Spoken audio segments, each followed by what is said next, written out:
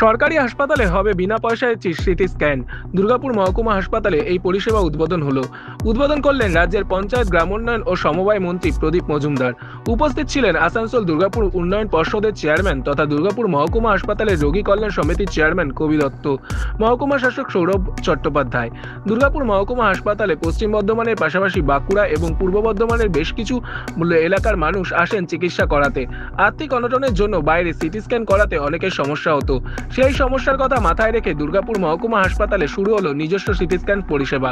পশ্চিমবঙ্গ সরকারের স্বাস্থ্য পরিবার কল্যাণ দপ্তরের অর্থানুকূল্যে অত্যাধুনিক মানের এই মেশিন বসানো হয়। এই সিটি স্ক্যান মেশিন চালানোর জন্য দুর্গাপুরের একটি বেসরকারি ডায়াগনস্টিক সেন্টারের বেশ কিছু টেকনিশিয়ান কাজ করবে।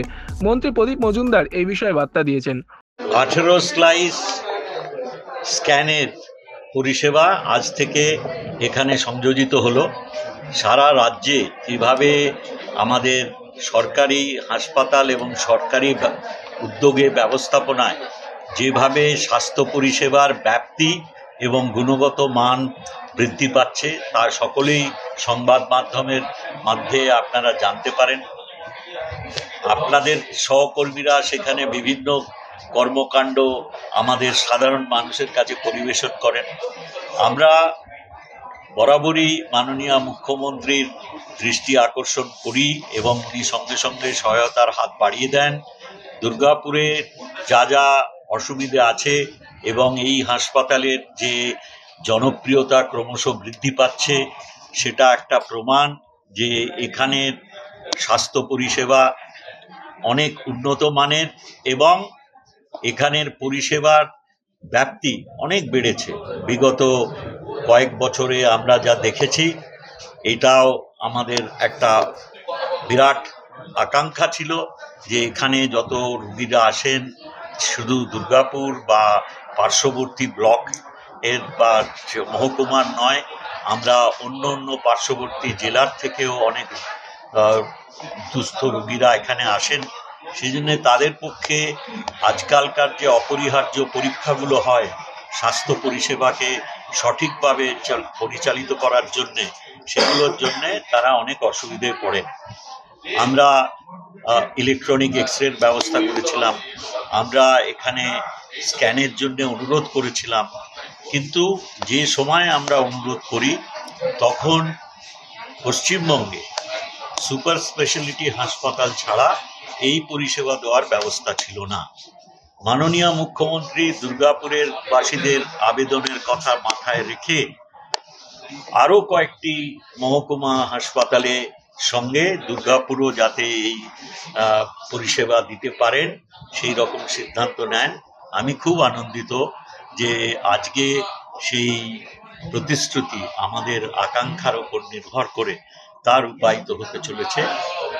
এখানে আপনারা জানেন রোগী কল্যাণ সমিতির চেয়ারম্যান আমাদের এটিডি এর বর্তমান যিনি কর্ণধার, তিনি দায়িত্ব নেওয়ার পর থেকে বিভিন্নভাবে বিভিন্ন সংগঠনের মাধ্যমে সরকারি প্রচেষ্টার সঙ্গে সঙ্গে উনি অনেক উন্নয়ন করেছেন এবং পরিকাঠামোগত উন্নয়ন হয়েছে।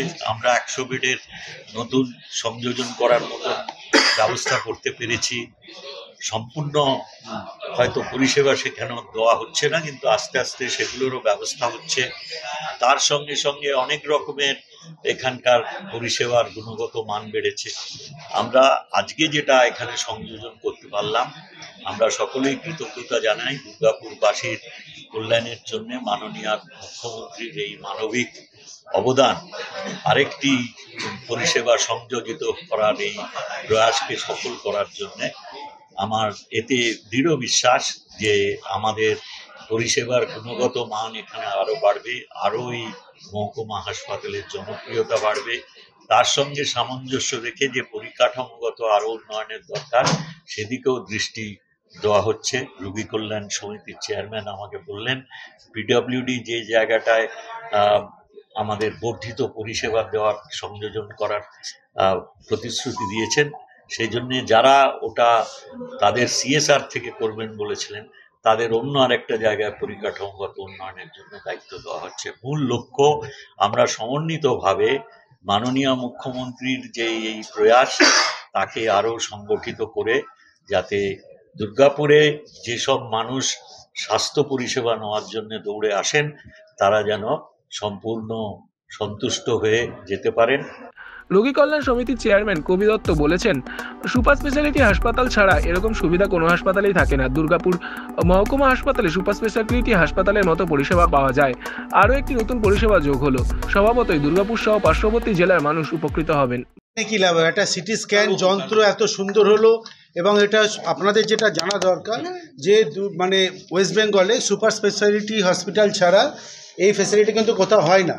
তা আমাদের হসপিটাল কিন্তু সাব ডিভিশন হসপিটাল হিসাবে এটা ওয়ান অফ দ্য ফার্স্টেস্ট হিসাবে এটা আমরা পেলাম, এবং এটার জন্য আমরা সত্যি সত্যি সরকারের কাছে কৃতজ্ঞ। অনেক প্রচেষ্টার ফল, এবং ডেভেলপমেন্ট দেখুন হচ্ছে, আরও অনেক কিছু হবে। আপনাদেরকে আগেও বলেছি কিছুদিনের মধ্যে আমরা ল্যাপ্রোস্কোপিক মেশিনও চলে আসবে।